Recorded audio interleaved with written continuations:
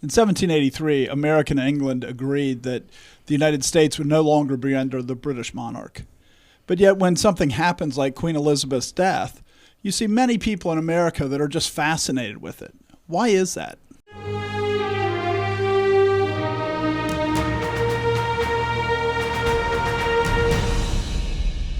Welcome to The Conquering Truth. I'm Dan Horn. I'm Jonathan Sides. I'm Charles Churchill. And I'm Joshua Horn.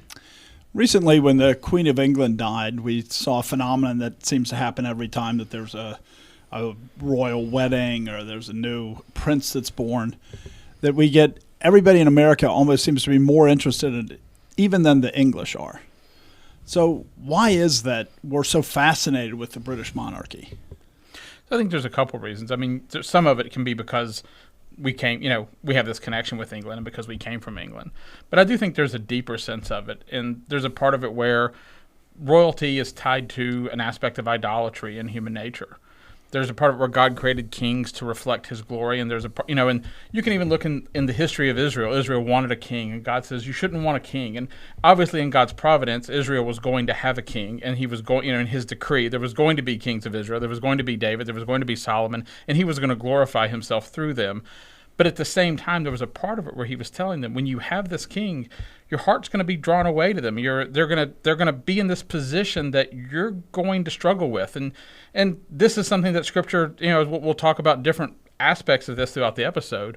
But man's heart longs for an idol. We long to worship things, and a king is this figure that we use. The language is crafted for it. Everything about statecraft, it's all designed to lift this person up and let them be this thing that we can look at and we can glorify in a way we really shouldn't glorify a human. We talk about this a lot on this podcast, but idolatry is something that I think it's so easy for us to think that it's an old-fashioned thing, that idolatry is something that doesn't still exist today. But idolatry is alive and well. It's all over the place, and I think it's one of those things we need to remind ourselves what it is and the shapes it takes. And I think people see it when they look outside this country. Right, they look at President Putin of Russia, how long has he ruled for? 35 years or something, where he just goes between being the prime minister and the president. Whichever position he has all the authority. And there's a lot of people in Russia that really like him. And they like the idea of having that strong man. They like that idea of having that figurehead that represents their country. Because then they don't need to be that. They can just look to him and go, yeah, this is us. And so it having a strong leader like that, which is different than the English monarchy. Right. But it is still that same desire you see that, everybody thought when Saddam Hussein, right, when George W. Bush said that we should invade, Iraq because Saddam Hussein, everybody in Iraq hated Saddam Hussein. It's just not true. People actually like that idea of the strong man that's bullying all the other nations. They like that. Right. And I think and like I said, a king sort of transcends that in some way, like you're saying. I mean, there's a part of it where, because in the United States, we have elected leaders, and there's a part of it where God says, you should show honor to these people because they're appointed by me. But we don't want to show them honor because they're appointed by God. We want to show them honor for other reasons. And a king is a king and a queen is just perfectly suited to take and suck up honor and glory. They're designed to be placed on a pedestal. Everything. Literally, they'll sit on a raised. At least a raised throne. Right. Everything about it is to raise them up and let you look at them and let them be something that you would go, I should show honor to that. And so, there is just this part of it where the identity of it jars itself with why God... in the reign of Nebuchadnezzar, Daniel was a slave, and there were kings who had to come and listen to Daniel. You know what I mean? Because he worked for Nebuchadnezzar. But Daniel was a slave, and Daniel really never ceased to be a slave throughout all the... he was made a prince, but he also knew he was still a slave. His glory and his honor was that he was appointed. And we understand these ideas, but we want to glorify the thing that seems glorious, not the role that was appointed to be glorious, and not to give it glory because God said it's glorious. And I think that's really one of the issues with idolatry is we want to worship something. And so we want to craft the thing that we get to worship. And I think, this really comes pretty early in Scripture, right? It starts in Genesis 10, where you had Nimrod that that basically becomes the ruler of all the earth, right? Genesis 10, 8 through 10. Cush begot Nimrod. He began to be a mighty one on the earth. He was a mighty hunter before the Lord. Therefore it is said, like Nimrod, the mighty hunter before the Lord. And the beginning of his kingdom was Babel, Erech, Akkad, and Calneh in the land of Shinar. And what he ends up doing, right, is he leads the people to build the Tower of Babel. And what was at the Tower of Babel? It was a throne room where the heavens were depicted on it, because man was going to sit in heaven and rule like God. And so the whole point was, like you said, that God does put a king in place that is supposed to bring glory and honor to the King of Kings, but they want to replace the King of Kings in people who are rejecting Christ and rejecting the idea that God is the one that appointed them. They want the king to be the King of Kings rather than say that he's exalted because he's sharing the glory of a greater one. And that's exactly what the Tower of Babel was all about, was that idolatry of having, we're all together and look, we can do this and we can sit in the heaven. And in the end, it would have been one man that was leading them that would have sat in the heavens. But, traditionally in the English in all the monarchies, in Europe and probably worldwide, but traditionally the reason that you were supposed to honor the king is because he had a divine right to rule. So aren't they saying we're honoring him because we're honoring God? Right, but even when they did that, the whole theory of the divine right of kings was that he didn't have to really answer to the King of Kings, or he was the only one that you answered to. And so whatever he decreed was the divine decree. It's very much like the Pope now, right? That the Pope says that whatever he says is the final decree on that matter, and it is the infallible decree. And that's kind of the same thing that, you look at everybody that believed in the divine right of kings, that's what they were saying, that they didn't have to submit to the King of Kings, that the words from their mouth were a substitute for what Jesus Christ would say. Well, maybe the second part, but I thought the idea is that God appointed them as king, so they only had to answer to God. So they still did have to answer to God, but not to any man. Right, but where they add it to and where they care about it is that means that whatever they say, everybody has to obey it as if it's from God, which meant that they've basically eliminated God from that scenario. And that's where the conflict gets. And I think part of that is related to the prophecy in Daniel and with Nebuchadnezzar. And remembering that Nebuchadnezzar, his title was King of Kings and Lord of Lords. And so Nebuchadnezzar was a type of Jesus Christ on earth. And so in Daniel 2, Nebuchadnezzar has had a vision. He doesn't know what it is. He's killing his own wise men. Daniel prays. Daniel says, stop killing the wise men. He prays, asks God to tell him. And then Daniel comes in and he tells Nebuchadnezzar the vision that he saw. So you, O king, were watching, and behold, a great image. This great image, whose splendor was excellent, stood before you, and its form was awesome. This image's head was of fine gold, its chest and arms of silver, its belly and thighs of bronze, its legs of iron, its feet partly of iron and partly of clay. You watched while a stone was cut out without hands, which struck the image on its feet of iron and clay, and broke them in pieces. Then the iron, the clay, the bronze, the silver, and the gold were crushed together and became like chaff from the summer threshing floors. The wind carried them away so that no trace of them was found. And the stone that struck the image became a great mountain and filled the whole earth. And so part of what Daniel, when he tells the interpretation of this image is Nebuchadnezzar is this head of gold. And so there's this part of it where Nebuchadnezzar was in some ways the peak of man's idolatry of man. I mean, when you look at what God said, whatever came into Nebuchadnezzar's heart, he was able to do. No ruler on the face of the earth has had such freedom. Even, the greatest kings of earth, the greatest, most powerful dictators, they have other people who are checks on them, who are part of their power structure that they have to please. And so there's this part of it when you get down to the British monarchy. By the time you get to the British monarchy, some of this has already been fulfilled. I mean, God has crushed when Jesus Christ comes, when Jesus Christ ascends, when he goes into heaven and his kingdom is coming, this image of man, this image that is shaped like a man, has already been crushed to some extent, so that Nebuchadnezzar could build this idol of himself on earth, and Nebuchadnezzar continued to rule. Nebuchadnezzar could send and have kings from all over the earth come and bow before him, and he could do these things, and he could have all this.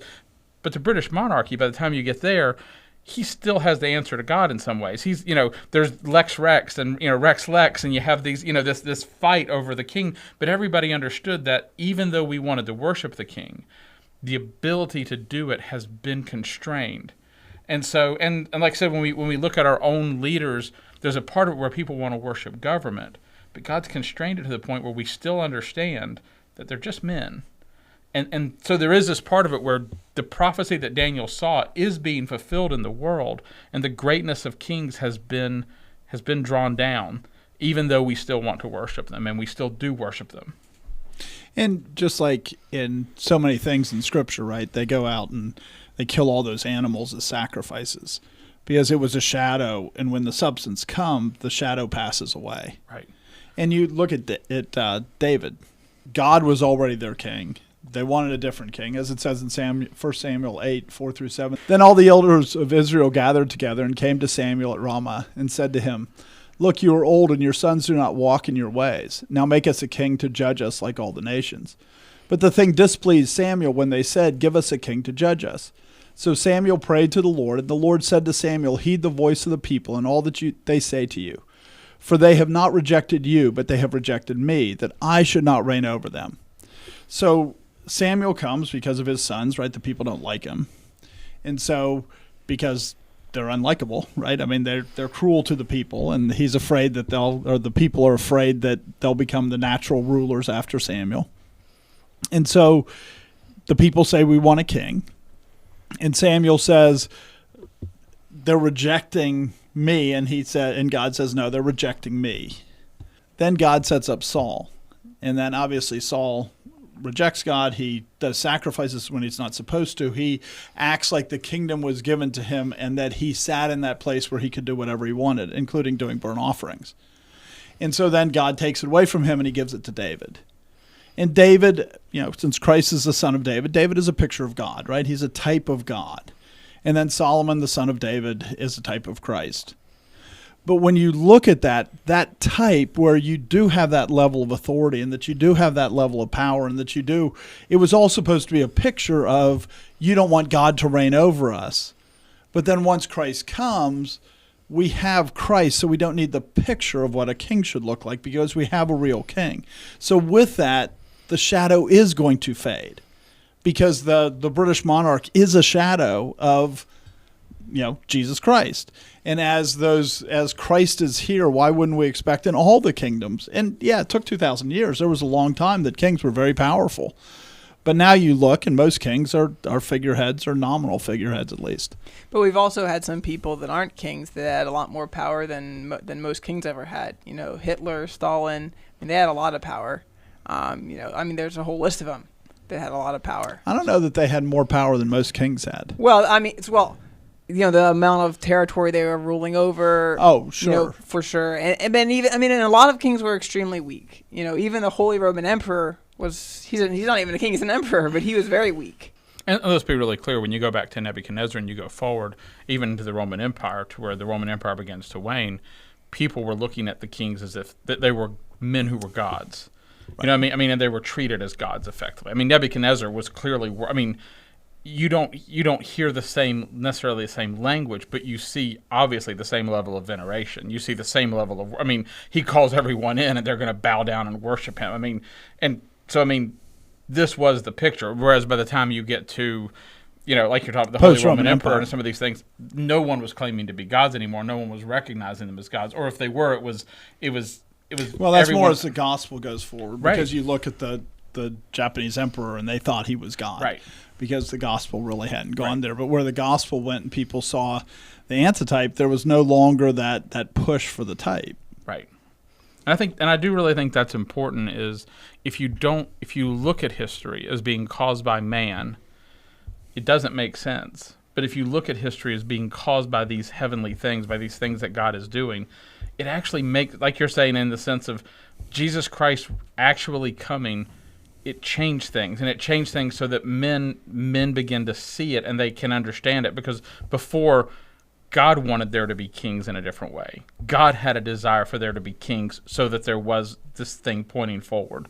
And now God doesn't want that. God doesn't want it in the same way, so the world changes. So, bringing it back to our question, why are we so fascinated with the British royalty? Are we basically saying it's because, hey, royalty is a picture of God, but it's the sort of picture that instead of saying, oh, this thing points to God, we like to use it as a substitute. Right. And that, that's I think idolatry. I think that's a main point of what happens. Yes. And I think it's interesting to me that, the founders of this country saw that. And so they put in the Constitution in Article 1, Section 9, Clause 8, no title of nobility shall be granted by the United States. No person holding any office or profit or trust under them shall, without the consent of the Congress, except of any present emolument, office, or title of any kind whatever, from any king, prince, or foreign state. I mean, they saw the danger of giving people titles because they saw that people then start to think that they have this veneration towards them.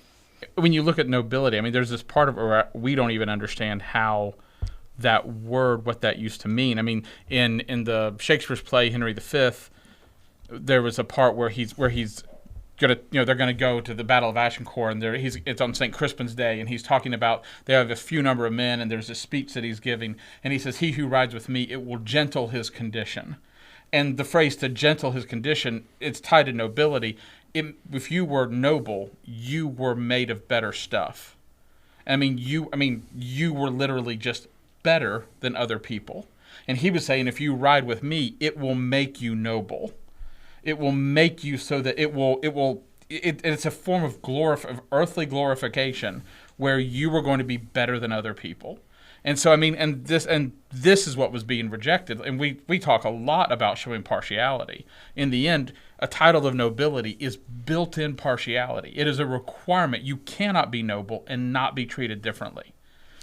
And you look at it, and the nobility, like even the British monarchy, because I know more about that than a lot of other, noble lines, if you will. But and a lot of them were like really unbelievably vile people. Like, there was one king who would give a brooch to all the married women that he slept with so that everybody in the court would know which ones he committed adultery with. And they would all brag about wearing the brooch. Right. And it was an honor to the man that his wife had slept with the king. Right. Or you have James I, who was a sodomite.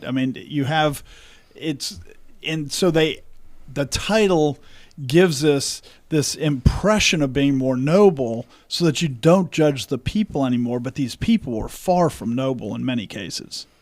And we should be really clear, that's one of the things that's going on with the veneration of the Queen, is there are people who are looking at her and going, I'm not going to judge her like I would another person who has done the things that she has done, or who has done Ravi Zacharias, there were people who had a hard time with that, but there were a lot of people who would go, no, we should judge him by what he's done.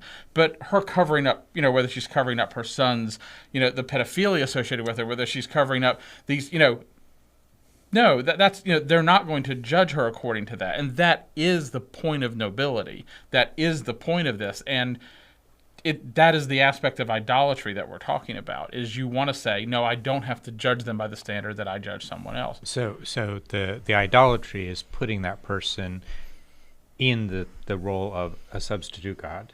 But then the consequence of that is, well, if they're God, you treat them differently. Right. Which is, that's how the partiality comes exactly. in. And what the Bible says is, to whom much is given, much is expected, meaning that the judgment for the Queen of England, who inherited, $17 billion or something. She actually has higher standards, but because of the nobility, what we do is we drop the standards. And that's not what you're supposed to do. You're not supposed to drop the standards. You're not supposed to drop the standards for an elder. You're supposed to rebuke them in front of everybody. Well, somebody else for the same sin may not get rebuked in front of everybody. The whole idea of how God does it is, since he is the King of Kings and he is perfect and sinless, he can be judged with a perfect standard because the most has been given to him. And yes, we need to show grace to other people, but you don't show somebody more grace because they're wealthier.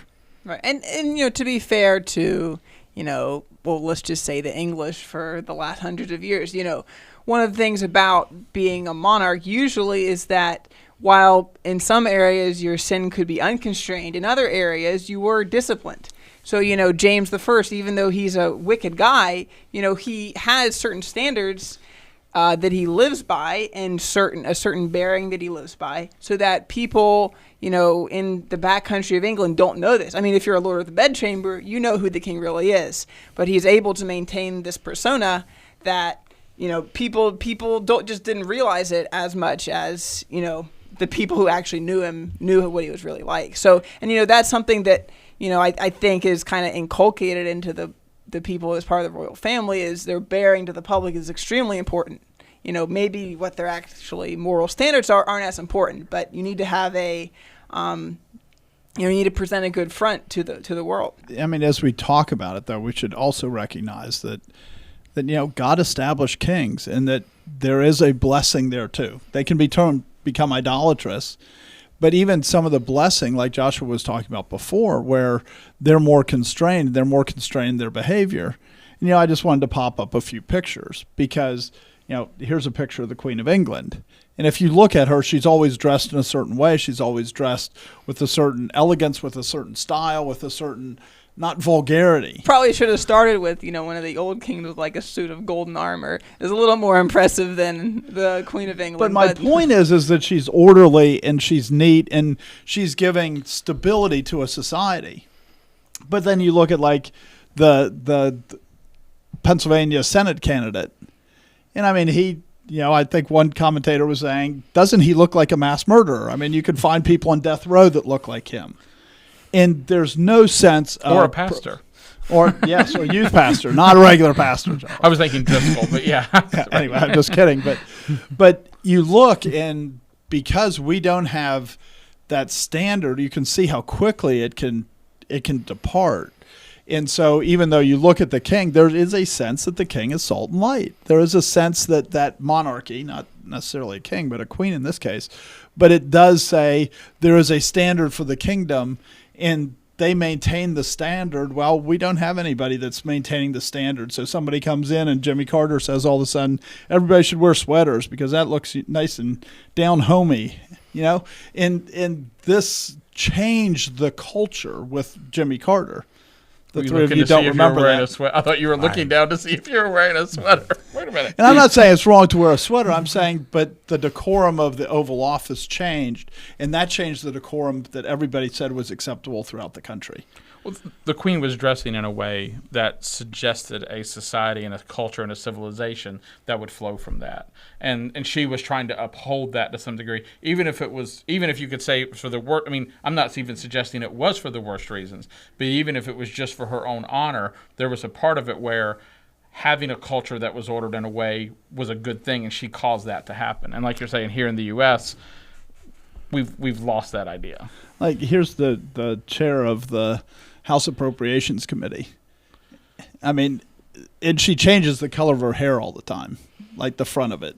Like, you can find her in pink and blue and purple and green, and she changes it. And I mean, this is like the fifth most powerful person in the country.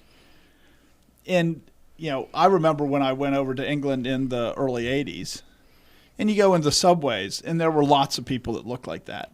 But you go into government, and there wasn't anybody, and that was maintained for a long time after that, because this kind of fashion came to the United States well after it was popular in England, the punk fashions and all that stuff. Right. But yet, in our country, these things are acceptable, and in England, they're far less acceptable. And I do think it's because there's a sense that the monarchy acts as salt to say, here's what the standard should be. This is what the standard is of England.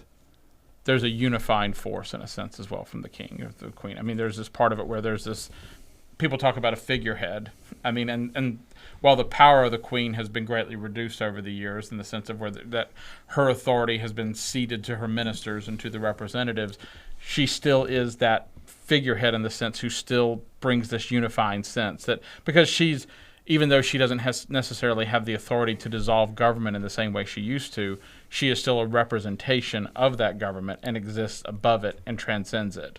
And so it's something that people can look, even if they're very frustrated with their prime minister, they can look at the queen and go, there is still this ideal that I'm holding to, and that's a very useful thing.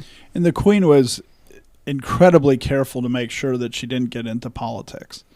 So both the Labour Party and the Conservative Party, the two major parties, the Green Party, I guess, is another major party in England, that all these could look towards her and say, we're all unified that she's our queen.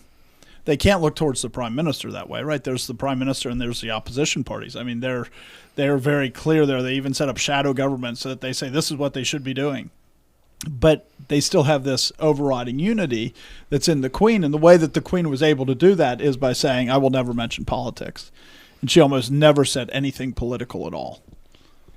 And now it'll be interesting to see if Charles continues the same, just because he was far more political to begin with. Right. But, if you look at the historical meaning of the monarchy, where it's someone that actually does have power. And, we're from the American tradition of republicanism, small r. America is anti-monarchy. And I think, the reason for that goes back to biblical principles of government, of constraint, of a total depravity. If we don't want one person in charge of everything, because then their sin is going to run rampant, and the power will. One person shouldn't have all the power. They should have checks and balances. But at the same time, it could be easy for people in America and most countries in the world nowadays to forget that God has used many godly kings in the past, and there's probably many times where it would have been wrong for a godly king to say, "I'm going to set up a Democratic government," or "I'm going to set up a Republican government," because I think it was John Adams that said, one of the founding fathers said that the Constitution was written for moral people and cannot be used for any other. And so if you don't have a moral people and you're a godly king, it probably is not right for you to say, I'm going to relinquish this God-given power and give it to the people who are going to destroy themselves. You have examples in Scripture, Josiah, Hezekiah, people who are godly and they're ruling as king. And you see Cromwell, right? Cromwell says he wants to set up a representative republic, but yet once he starts to see who the representatives are and the way the representatives are acting to just basically abolish representation of certain parts to shift where the party is, he goes, basically you need to become a monarch, and he becomes a monarch again. I mean, not in name, but in everything else except for title. And so, yeah, it takes a real different people to be able to deal with somebody that where you don't have that monarch that has the power, because people, it's easier to bow down to somebody. Right. It's easy to criticize Cromwell, but when Cromwell became Lord Protector through the restoration of the monarchy, I mean, basically everybody at some point was saying, we need a king. And you look at, and like you were saying about a good king, right? Cromwell, I mean, in Ireland, where Ireland despises Cromwell, I mean, they had the most rapid growing economy in their history. Well, Cromwell was ruler over them. And so even though they despise him because of that he brought peace there, well, he brought peace there and had some real benefits. Right. Well, he brought peace there isn't exactly how they would phrase it, but it's certainly not how they would phrase it. But but it's true. That's the problem. And part of it was in the end he brought order by being acting as a king without having the glory and idolatry of a king. There was a part of it where, is he de-glorified the kingship and yet still ruled with this authority. And that grates on people, because in the end, and you look at everything that so much that kings do, everything was designed to give, to lure people in with glory and with honor. Like you give them titles and you give them these things. And so, it's the nature of idolatry that man keeps getting lured into. You see the vestiges of this, but it has really significance to it, is that, kings bring a different order, that's a level of order that they can bring to the whole society that doesn't happen in a place like the United States, because they really have the ability to have a unity and an order. And you see that with the debate about, is Prince Harry allowed to wear his uniform? But they have so many rules because they're bringing order to a disorderly society. And, that really helps the society by bringing order to it. Even if it's only on occasion, it still helps to go, order matters. And even to have all the press debating about whether he should be allowed to wear his uniform or not. The fact that people are saying rules matter when we're living in a culture where everybody since the 60s has been saying rules don't matter, including the church. And so, it is a real... it helps the culture to say order matters. Right, but how much does it help the culture to say that meaningless rules matter? Well, part of it might just be, I don't know that I can answer that question, but it can help explain our fascination with something like that, where we say, where we recognize disorder, cultural disorder, disorder, fashion, and then we can look and say, oh, look at this. Look at all of the pomp and circumstance associated with that. At a minimum, isn't that interesting? Or even say, hey, there's something a little bit attractive about that. Right. And I mean, I would just go to 1 Kings 10, kind of in answer to your question, which is about the Queen of Sheba. She came to Jerusalem with a very great retinue, with camels that bore spices, very much gold and precious stones. And when she came to Solomon, she spoke with him about all that was in her heart.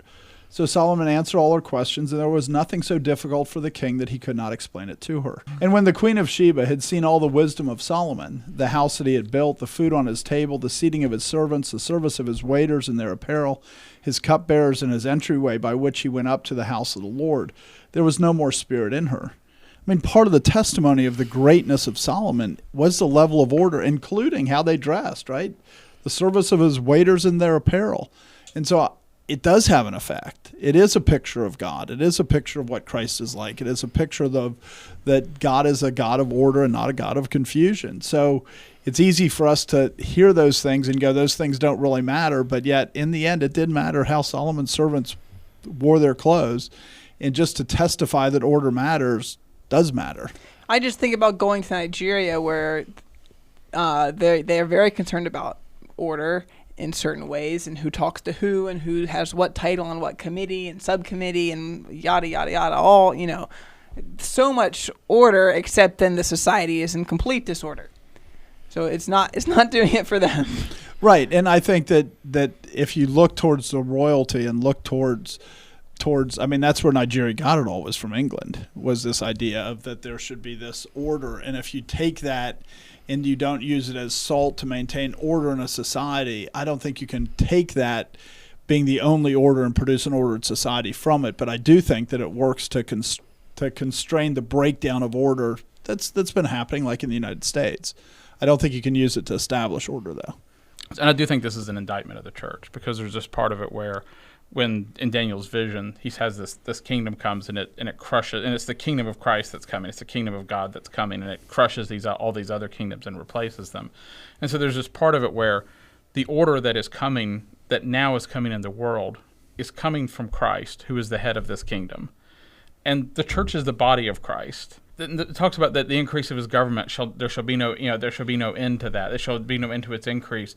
So there's this part of it where, like, one of the things the church is struggling with today is we keep looking back at the Reformation, but the church is supposed to be continuing to add order to the world. The church is supposed to be continuing to grow and continuing to be establishing new things. We are to be advancing and coming out and saying, here are things that Scripture says that will add to the order of the world. And so there's this part of it where what's happened is, the reason there has been this kind of hiccup, in a sense, is because for a period of time the church has wanted to say, we just kind of want to play and keep enjoying the benefits of what has been done before, instead of continuing to bring this order into the world. And so that creates extra room for idolatry. That creates extra room for these other things for men to look to. And that even causes a place where, we've talked before about the reason that we have such a huge government is because we have an unruly people. Right. If you have an unruly people, you have to add more laws. The laws were given because of transgression. You just grow your government, you grow your laws, you grow everything. And there's a sense that this is true in England too, is one of the reasons that they maintain the monarchy is people still have a sense that they want that order, even as they're rebelling against that order in so many other ways. And so God in his grace has put it there because the church isn't putting it there like it should.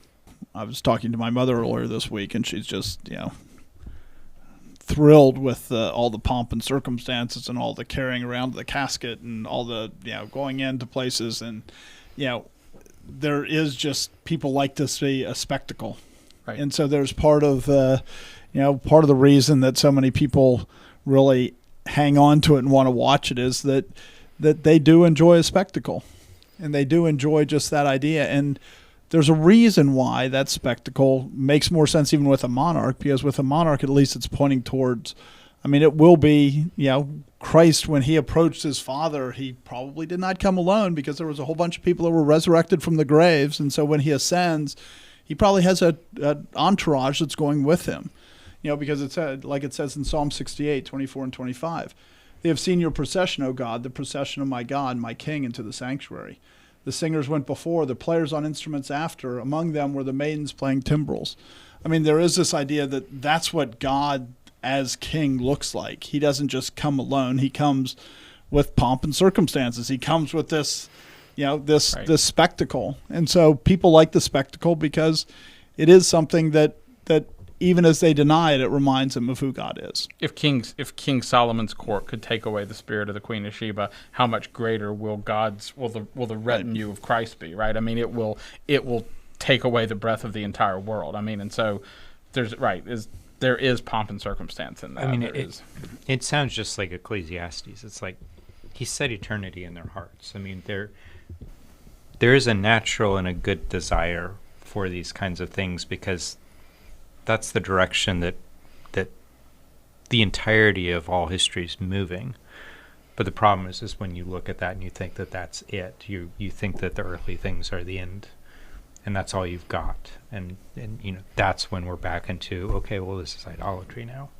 Yeah, if we're on the topic of pomp, God had put in a good word for the American tradition of not quite so much pomp. Because, when the country was founded, a lot of people come, the Puritans coming here, and they're very much against the pomp that was associated with the monarchy, with the Church of England. And so, they're doing things that would be considered by probably everyone today extreme. Like you can't wear lace on your clothes.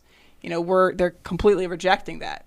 And you get to the American War for Independence, the establishment of the United States, and there's some competing stuff. Like George Washington, when he comes in, everyone, even since he had been a general, would call him Your Excellency. And then Thomas Jefferson comes in and says, no, we're not doing that because we're just citizens that are serving in this role, and we're going to go back to being citizens. We're not special people. We're not exalted. We're not, the representative of God on earth in a divine right of kings type way.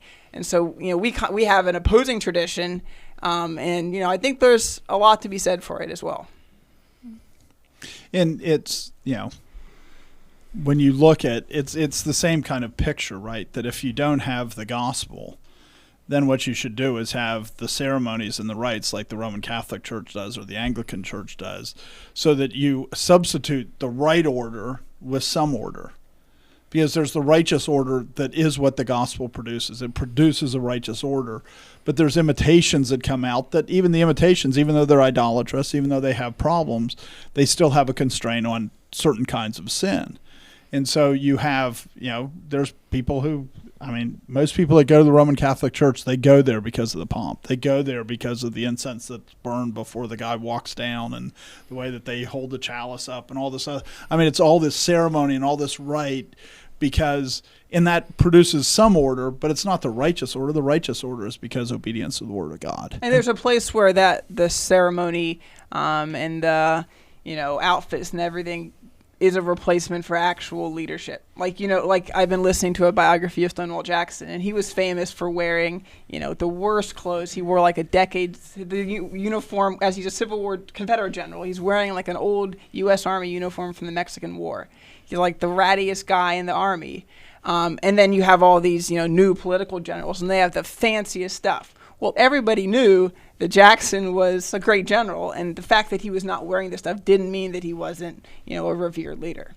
And Jackson, to use that example, he got the things ordered correctly that needed to be ordered correct. What the Roman Catholic Church does, what the Anglican Church does, is they put order as they focus so much order on the wrong things that they lose the order on the important things. But I don't know that the church in America in general is much better. We've lost the order in those things, and we've lost the order in the other things, right? We have people that have motorcycles that jump over the pastor while he's preaching. Well, that's as far from the pomp and circumstances that you can get, but at the same time, there's no call to say people should obey Christ. And that's where the order needs to be, and that's the only shift that solves the problems. The charitable reading of what's happening in the mind of that Catholic parishioner is they're going there because they say it's either this order or it's chaos because they're blind to the truth of the gospel. Right. But what you see when you see some young evangelical punk who decides that he wants to swim the Tiber and go and become Catholic is often that attraction to, hey, there's no order here in the evangelical church, so I'm going to go somewhere where I see order, where I see structure, where it's all wrong, but I mean, there's a sense where the only thing that really fights against idolatry in your heart is having something greater than the idols. I mean, you know what I mean? And it's the sort of thing where the reason why a Christian can not be a Republican or a Democrat is because if he has Christ, if his eyes are actually fixed on Christ, if his eyes are actually fixed on God, the church can be above those things. Christianity is above those things. And for a period of time in the United States, I mean, we had the law of God. The Ten Commandments were understood to be the basis of a lot of our law. And there's this part of it where when those things shift, all of a sudden you become open to idolatry. You have to have something that transcends those things, or else you're subject to them, because man is beneath idols. I mean, man by his nature is beneath, his fallen nature, he's beneath idols. And so there's this part of it where, the only thing that can keep him from falling and worshiping these idols is actual work, is Jesus Christ, is actual truth that he can actually look at, and that can lift him out of that and keep him from falling into worshiping idols. And the reality is if you don't have the antitype, you're going to try to find a type. Right. Like you said, Jonathan, that if you don't know who God is, but you still have a sense that Satan is obviously the author of confusion, it's not God, then you look for something that's a picture of that, even if it's not the real thing, because you can't find the real thing. So they look and they find the picture in the Roman Catholic Church or the Anglican Church or the monarchy, but they look for that someplace else because they can't see the real one. And it's not just the Catholic Church. It could be a reason why some kid decides to join a gang, or why somebody decides... Or the military. The military. You want to think about pomp and circumstance, just think about the ceremony at the Tomb of the Unknown Soldier. That's as pompous as we get in America. And so it's like our fascination with the Queen is no different than somebody saying, I want to join a gang where there's order. And the reality is that it used to be people would join the church because there was order in the church. And that doesn't save, but that's a lot better constraint on their sin than the monarchy. It's a lot better constraint on their sin than the Roman Catholic Church. But a real church should be a church that promotes order. Right. Order in life, not just order in the pomp, but order in how you live out your life. You mean more than just the order of the Sunday morning service. Yes. You mean a sense of decorum, shared culture. That you have a schedule in your home, that you read the Bible, that you have, that there's a pattern to life, and that things are orderly, because things that are orderly are more efficient, more effective. And so that's what the expectation should be for Christians, that they have a more orderly life than non-Christians. You could basically read the part about the Song of Solomon, from the attire of their servants to the way they go up to worship to it's those exact same things.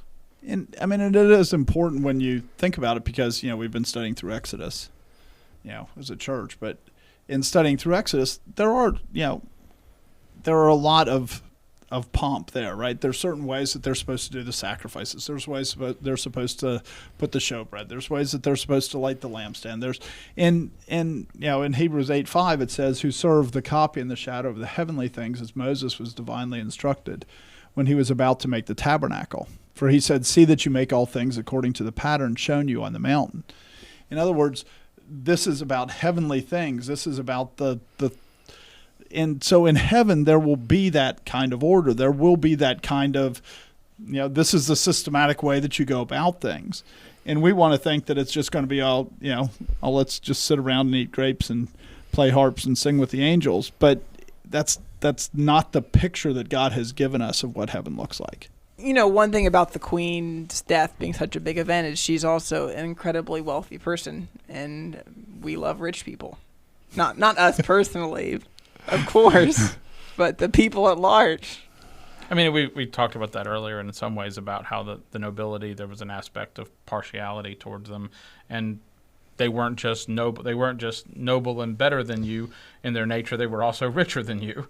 And so it's all those things piled together that you're accustomed to, and Scripture warns against that pretty heavily. In Proverbs 18:11 it says, "The rich man's wealth is his strong city, and like a high wall in his own esteem. I mean, this is how the rich man thinks of himself. The rich man looks at his wealth as this, and from the outside, when people look at the rich man, they see his wealth as this strong city. It's this glory. It makes him unassailable. It makes him able to be a place of refuge. It makes him this glorious thing. And this is just how we view wealth. And if you want to ask why does England still have a monarchy, well, a major part of it is the wealth of the monarch, because they own a vast amount of very valuable stuff in England, and unless I heard they own a McDonald's. But nice even more valuable things than a McDonald's. But and so if they're not going to just seize this stuff from this family that personally owns vast amounts of stuff, then it would be a huge cost for them to get rid of the king. And I think even where the Parliament meets, they own. So they own like. What are you going to go build your own new parliamentary building? Right. I mean, it's like, and so what they do is they sign over rights to it for a monthly or for an annual stipend. But they have real power. So you'd have to actually go and seize everything otherwise, which England did against most of their nobles, which is kind of interesting that they didn't do it against the king and queen and their family, because all the rest of them, basically, they raised property taxes to impoverish all the other ones so that they all got destroyed. And that's how they destroyed the monarchy in England. With the exception of the nobility in England, with the exception of the monarchy. And so one of the things that she gets in exchange for, or he now gets in exchange for giving all the wealth of his property, the income from his property to the government, is he doesn't have to pay any taxes, because that's how they destroyed all the other nobility. Which is a great deal for England. Right. But you look at it and just the sense of separation, right? I mean, in the news, it's been saying, did Prince Harry fly on the same jet with Prince William? Well, most of us don't figure out, should we take 2 private jets or 1 private jet? And so there's just this separation. They have a high wall around them that everybody wants to peek over and get an idea of what's going on there, and it does have a lot to do with their wealth, just their ability to do things that nobody else could even consider doing. And then you can see, like I said, I'm not sure if we went across all of our episodes. This might be one of the most commonly read verses that we have, but it's pretty commonly referenced. James 2:2-4. For if there should come into your assembly a man with gold rings and fine apparel, and there should also come in a poor man in filthy clothes, and you pay attention to the one wearing the fine clothes, and say to him, you sit here in a good place, and say to the poor man, you stand there, or sit here at my footstool, have you not shown partiality among yourselves, and become judges with evil thoughts? I think this is one of the things that it's really easy to go, I would never do this. And it's sort of like idolatry. I mean, I wouldn't practice idolatry at all. I wouldn't have any temptation to. But this is the natural state of man, is you see somebody with better clothing and you treat them better. This is what people do. And so the reason why Scripture is warning you there is because the call of Christians is to not behave according to the natural desires of our heart, to not behave in a way that is the natural man behaves, but to actually treat people equally, whether they're dressed well or whether they're dressed poorly. America needs to see this, because we do this a lot, whether it's Elon Musk or whether it's you name it, Steve Jobs, all these people that there's this idolatry towards because they're so wealthy. We should make you list 5 people and see how many of them are dead. Musk is still alive. Musk is alive. Musk is alive. I was just thinking you got lucky with Musk. No, Bill Gates is alive. Cook. Bill Gates. I mean, we make up our own kings, is what you're saying, and we are concerned about their succession plans, and when one of them dies or steps down as CEO or president or whatever title they have, who's going to follow on and inherit their little kingdom. And right. And just when we look at it and we see the rush to watch this stuff about the royalty in England, we should ask ourselves how much of it is just our fascination with people that are rich. Because it's dangerous, because we're giving a voice to people who probably shouldn't have a voice in a lot of cases. They aren't speaking with wisdom, but they can speak, and everybody will listen to them because they're wealthy. I mean, our fascination with people who are rich is, the rich person is supposed to be a picture of God. I mean, the rich person has got the level of resources where there's a sense in which you can watch how they act and you can see, okay, I see a picture of God in that. But the problem comes down to they are just a man or a woman. And because of that, if you substitute them for God, you're committing idolatry. And it also runs up to the inevitable fact of because they're men or women, they're going to sin. So they're an imperfect picture at best. And it's what we're looking towards them for. If you look towards a man like Elon Musk and said, hey, here's a man who's very diligent in his work. Here's a man who's trying to educate himself. That's fine. If you go, here's a man that, wow, I just want to hear what he says, and he could talk about any subject and I'll listen to him. Well, no, that's not good because he's just a fool in a lot of things that he says. But because he has money, he's exalted. Right. Versus saying, well, he has money. He must, unless he stole it, he must have some characteristics that are causing him to be able to make that money. And those characteristics are what should be emulated, not just go, the man should be emulated. I mean, you could look at him and you could say, okay, he's wealthy and he's using his wealth to take dominion. Right. Not a Christian by any means, but he's doing the sorts of things that somebody with wealth ought to be doing in some sense, as opposed to somebody else who's inherited their wealth or, and just squanders it. Yeah, and in America, we like people who got their wealth by taking dominion, who didn't start out billionaires, but worked and got the money. Right. A lot of times the offspring of the billionaires are the ones that people don't pay any attention to, which is kind of the opposite of England. So we've been kind of talking generally about the monarchy, but we should talk about the Queen and who she actually was. Because there's a lot of people that are saying what a great Christian she was. And I don't think the testimony out there is very good, but most of the people that I've seen, and I haven't looked that much, but most of the people I've seen, they're usually talking about her Christmas messages, how much they, just exalted Christ. So I went back and looked at random Christmas messages over the last 70 years. And I think 8 out of 10 never mention Christ at all. Even when it's a message about Christmas, she didn't mention Christ. One that she mentioned Christ, she also said, but he's no different than Allah, than Buddha, than whatever religion you have. It's just important that you have faith. And this is the head of the English. This is the head of the Church of Anglican England, Church, right? the Anglican Church. But these are this quote from Queen Elizabeth is one of her Christmas messages, I believe, and this is the ones people are pointing to now go, oh, she was such a sound Christian. Throughout my life, the message and teachings of Christ have been my guide, and in them I find hope. It is my heartfelt prayer that you will continue to be sustained by your faith in times of trial, encouraged by hope in times of despair. I believe this is shortly after she wrote, it doesn't matter who you have faith in.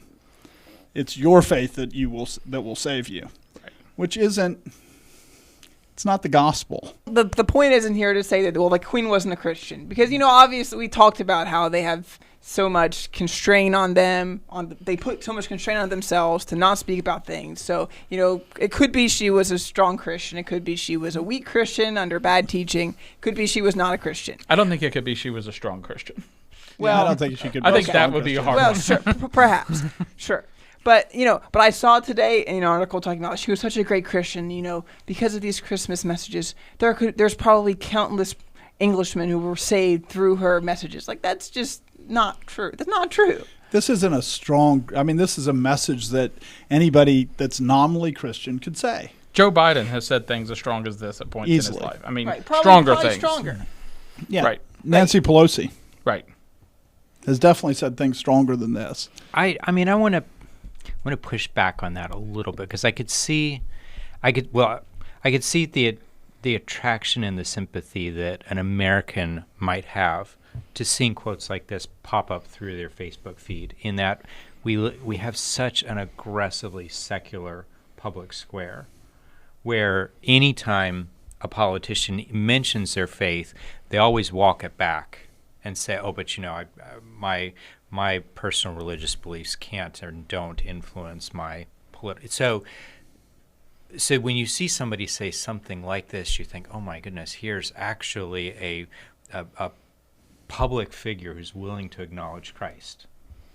Now I'd like to destroy that sympathy as well, because it's it's no different than when we look at and say, look at this celebrity, look at this famous sports person, this famous singer. What's his name? Kanye? Kanye. Who's come to Christ. Yeah, everybody was sure Kanye was a Christian. I remember when they were sure Britney Spears was a Christian, or Justin Bieber, or, everybody has this moment where it's like, let me try this thing out because it'll get me a new audience. And the Christians all fall for it every single time. Or even just they're having a bad time in their life.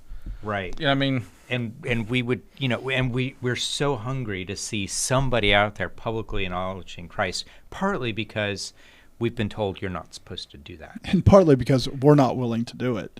So all of a sudden somebody does a Christmas message, right? Because all the broadcasters in England make it so that this is all you can see, right? Is her giving this Christmas message. And so it's tradition. It's been going on, before there was television, it was on radio. I mean, this just has been going on for a very long time. And so, but it's a Christmas message. And so the fact that you mentioned Christ during a Christmas message, I'm sorry, this shouldn't surprise us. We should expect that. And, you go back and, you look any monarch before 1900, Catholic, Protestant, they're going to have so much religious language in what they're saying. You look at Hitler. I think he had some pretty strong quote-unquote Christian quotes. Now, I'm not comparing the Queen to Hitler, despite that I just did that, but I'm not comparing the Queen to Hitler. But, we just have a very low standard of what we'll say. This is a Christian hero. Look, they said the word Jesus. They're a Christian hero. No. But, and people did it with Donald Trump, right? I mean, Donald Trump, right. He started he's like trying to remember his favorite book of the Bible, Well, he's pro-sodomy. He's pro all kinds of things. And then they go, oh, he's a good, strong Christian, even though he's been married 3 times. I mean, right. It's like, no, people are so desperate to say this is what Christianity is, and that's an incredibly dangerous thing to do because it just destroys the gospel. Our neighbor has had a sign up in her yard for years saying, Jesus is my savior and Trump is my president. And it's just, we're so desperate to have somebody in the public sphere and in the political sphere who's willing to acknowledge Christ, that somebody will drop these little crumbs and will hang on them and will make more of them than we ought to, instead of saying, what does the Bible say for judging somebody's character, judging their professions of faith? We give them a pass. Right. And someone who is the head of the Church of England, who's the protector of the Reformed religion in Scotland, and these are the quotes that you're having. When those churches are running into serious error, and this is what the head of the church, the defender of the faith, is saying. It's not what you would look for. I mean, we don't think the churches should have heads on earth, but that's not. If you have one, they should be better than that. And let's bring this back to the church. This is, what has been the standard of whether someone's saved in the church for the past 60 years? What would they make a profession? We have said that a profession of faith is salvation. And so, so there's this part of it where the church set the standard. It's really hard to be mad at Christians in the pews who go, well, somebody made a profession. This is what the church has been. Her profession's better than mine. Right. You know what I mean? And so you just, but that's not a good basis. Another thing here that is important to remember is that she started ruling in 1952. Right. It's a long time ago. I'll tell you what, Eisenhower, who's known adulterer, right?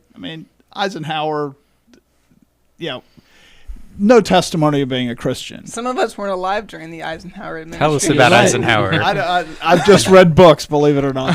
I thought you went to grade school with him. But you look at Eisenhower, and Eisenhower said that the Cold War was about atheism versus Christianity. And he put, under God into the Pledge of Allegiance. Because he said, political reasons. For political reasons, but also because that was how you had to speak. Right. And that's the time frame she's coming from. It's not like she stepped into the stage now. People remember, she remembers what her father said. I'm sure her father was a lot more professing of Christianity than she was because it died out in the 60s. And so a lot of these things, we look at it and we forget. If you've been ruling for 70 years and you're acting like you were 70 years ago, this isn't much of a profession of faith. Right. And so, right. And like I said, I think there's just this aspect of because someone's, the Bible actually has verses that say, just because someone said, Lord, Lord, that isn't your standard. And I think just as Christians, we need to move away from that being our standard, from going, oh, that's the be all end all of whether someone's a Christian or not. It's relevant, but it's pretty minor. Well, God says they honor me with their lips, but their heart's far from me. Right. I think you look at Queen Elizabeth and what some of the things that she did. She was aware that Charles was having an affair with Camilla before she had him marry Diana. I mean, all this stuff, it's not like any of this was secret. They all knew that he would continue to commit adultery, but yet he has her marry this 19-year-old or 20-year-old or whatever she was. I mean, that's not a very nice person. Let's just put it that way. That's not a very nice person. She covers up and pays an estimated $15 million to cover up Prince Andrew and his pedophilia. That's not this. If somebody in your church was paying $15 million so that their son wouldn't go to prison for pedophilia, I don't think you'd go, well, you're such a strong Christian. I mean, this isn't the sign of being a Christian. And I'm not saying that we know that she's not a Christian because, like you said, Joshua, a lot of what she's done is hidden, but we shouldn't exalt her and say she's a strong Christian. It might be that she's saved, but even then, there's a lot of her behavior that it's like, really? Would you accept this in your church? And the warnings in James say a lot of people would be really in danger because they would, if the queen came to their church, they would be, I mean, you would be in danger of showing her great partiality. The other things that she should be judged for or that we should consider how she did was she is the head of the Anglican Church. And she's when Henry VIII made the king the head of the Anglican Church, the king was the Pope. And so in a real sense, she's sitting there as Pope. Now her power as the Pope of the English Church, of the Anglican Church, it's been constrained in much the same way that her power as the monarch is. But still, nominally, she's the head of the church. Still, nominally, she has to sign off on every archbishop. The power. I mean, my understanding is that she and the prime minister sign off on the. I mean, it is. There's a synod that mostly makes the decisions. Okay. And the other thing is her power is also nominally constrained because when you have an unwritten constitution, it didn't used to be that way. Who's to say that you can't go back to how it was before? Right. So, I mean, there were laws passed, but it doesn't mean that you can't just go, I'm going to ignore the law because it was. By my right as a monarch, I'm just going to say this law is abrogated. Right, or that law violates my constitutional prerogative. Right. And so just as we think about it, I mean, she stepped in the Anglican Church. There was some Reformation that happened during the Reformation in the Anglican Church. But the Anglican Church is, a lot of it's pretty bad. There's some that's okay, but it's certainly embraced sodomy while she was the head of it. It's moved far away from the gospel while she was the head of it. And you also, even if you're not going to overthrow the structure of British government, you could have Paul Washer come and preach to a lot of people if you're the Queen of England. I mean, you could do a lot of things to could have him give the Christmas message rather than you giving it. Exactly. But, you have a lot of influence that doesn't involve upending everything that you can use in, somewhat subtle ways that could make a big splash, depending on how you did it. And the other thing that seems to be out there is people say, but she swore to uphold the Church of Scotland. So I thought it was worth reading the oath that Charles III just took. I, Charles III, by the grace of God, of the United Kingdom of Great Britain and the Northern Ireland and of my other realms and territories, King, Defender of the Faith, which was given by a pope, right? He was defender of the Roman Catholic faith, just to make sure that we understand what this means. Do faithfully promise and swear that I shall inviolably maintain and preserve the settlement of the true Protestant religion as established by the laws made in Scotland in prosecution of the claim of right, and particularly by an act in tutelage, an act for securing the Protestant religion and Presbyterian Church government, and by the acts passed in the Parliament of both kingdoms for union of the two kingdoms, together with government, worship, discipline, rights, and privileges of the Church of Scotland. So help me God. And they're looking and saying, well, she covenanted to uphold the Scottish Presbyterian Church. That makes her Presbyterian, right? That makes her a Presbyterian. How is she a Presbyterian when she's the head of the church? But anyway, I don't quite get that. But I'm sorry, taking that oath, Charles II took that oath, or a similar oath. I think his was probably more blunt. Well, he saw and signed under the Psalm Leading Covenant, which is far stronger. Which is far stronger. And so... And he wasn't a Christian.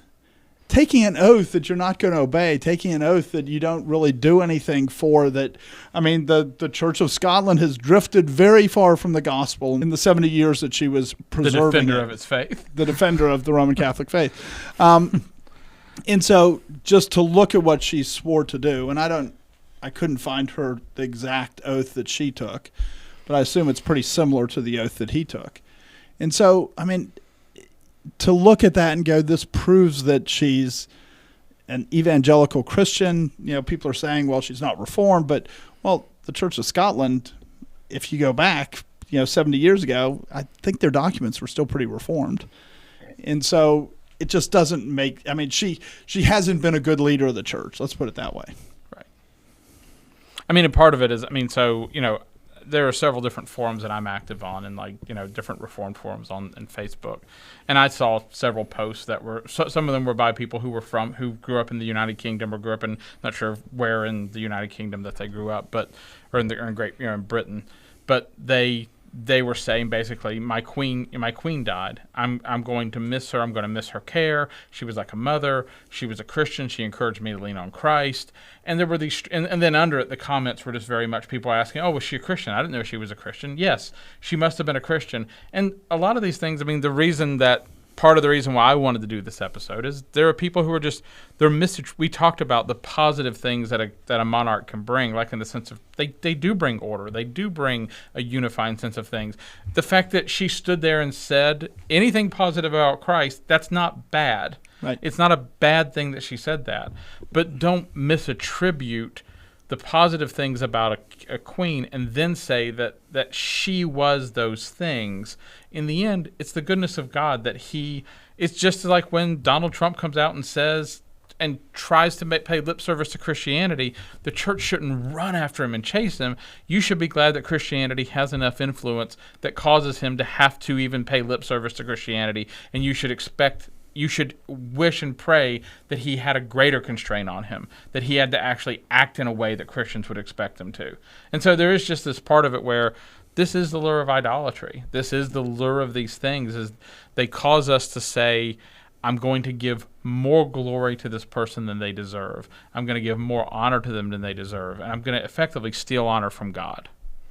And as, the other way that people should think about her justly. I'm not saying that you beat her up, but you think about her justly as how good of a monarch she was. And people forget that, we read Daniel 2. Daniel 2, a kingdom's supposed to expand, and that's supposed to be the picture. That's when you talk about how great Nebuchadnezzar was, how great, Alexander the Great was, Darius, all these people that in the Bible they're held up as these great kings, David, Solomon, well, less so Solomon, but that they're these great kings. Part of being a great king is that you actually conquer a kingdom, because that's a picture of the gospel, right? I mean, it's the type. And she kind of did the opposite. And her father started it. Her father had already lost, Sri Lanka, a few other nations that had left his being king.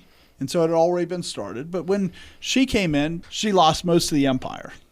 And it wasn't lost in a way that was like, it doesn't matter that it was lost. She lost Israel, for instance, Palestine. When she lost Palestine, it created wars for 60 years. When she lost Nigeria, there was the Biafra War that killed 15 million people because she just went, I'm not their king anymore, not their queen anymore. When you look at Sudan to this day has huge violence in it. That all starts after the queen stops being queen. When they took the order away from that country, because England went, we're too lazy to do this anymore, because they chose to get rid of them. There wasn't so much. But in so many countries, there was so much violence and so much destruction that happened because she said, I'm going to stop being their queen. And so we can't look at her and go, oh, what a great ruler, without remembering the millions of people that died because of the choices that she made. And I'm not blaming her like a Hitler, right? I'm just saying, and she is basically submitting to the British people. But at the same time, this isn't how you judge to say somebody's a good monarch. It's analogous to America's invasion and withdrawal of Afghanistan. Yes. And you probably, I would imagine, haven't seen an actual poll of this, but you go and ask, the average person, average Englishman, average, American, what are the greatest kings and queens of England? And I have to imagine that Queen Elizabeth II would be on their list. For Americans, we probably don't know any more than that. I mean, there must have been Elizabeth I since there's an Elizabeth II. But I think she's very well regarded. But history is not going to look at her and say, "What a great queen." One of the greatest queen England's had. I mean, her greatest accomplishment is the fact that she made it to the end of her life and still was queen. And in an era where many monarchies have been abolished, the English monarchy has not been abolished. But that, if you're looking to get in the book of great kings and queens of England, remaining queen is not high on the list. You've finished losing the empire. And I mean, it was an uphill battle to not do that. That was the direction England was going. But if the monarch is not leading, then they're not a great monarch. The good thing about a monarch is that they can lead in a direction that the nation wouldn't have gone without them. And the fact that she let the empire be lost, her duty, if that was a bad thing, was to stop it. I mean, you say that history's not going to look favorably on her. It's going to depend on the historians, because right now it's fashionable not to like colonialism. Right. I'm saying, in the grand scale of things, not in our lifetime. So if you think that the breakdown of empire is a really great thing, well then, I mean, she might be the greatest British monarch of all time. Right. Well, I think what will happen, though, at some point in time, is the eschatology of the church will change, and then she'll be judged a bad monarch. Because the reality is, she's being judged as a monarch and says she's a great monarch because most people think this is how Christ reigns. He loses everything. Everything gets worse and worse. He can't control everything. He just loses everything. And so they're looking at her as a type of Christ going, wow, she's really good, because they misunderstand who Christ is. Instead of Christ, who says at the end of Matthew, right before the Great Commission, the part everybody knows, he leads up to with all authority has been given to me in heaven and on earth. You can, when that's true, you can say whatever you want after that. And the increase of his government, there is no end. And it's the kingdom, the rock that's cut without hands that will destroy all the kingdoms of the earth. And He's going to rule it, and it's going to grow and fill the earth. I mean, the picture is not of a king that fails to conquer, but yet we're exalting her because the church has decided that Jesus Christ is a king that can't conquer. The eschatology of the church at some point will switch, and the church will go, the diminishing of the empire of her king, of the monarchy, is a picture of the coming of Jesus Christ and the crushing. Is the church will look at it and go, she wasn't, her power was being taken away from her by the nature of Christ reigning. But recognize this probably also is from God, because if she were the opposite, if she were that really great picture that we're talking about, she would be that much more attractive as an idol. Yes. And she would be ruling over Nigeria. She would be ruling over Sudan. She would be ruling over India. She would be ruling over many places where the gospel has gone, where if she was a strong ruler but as lousy of a head of a church as she was, that she would have constrained the gospel in a lot of places, that the gospel expanded unbelievably during her reign. During her reign, there's 110 million people in Nigeria that claim, I'm not saying they are, but claim to be Christians. Well, that's a huge expanse that if she had the strong will and the ruler that she had before, it wouldn't have happened. It's important for us to remember what God says about a woman being your ruler.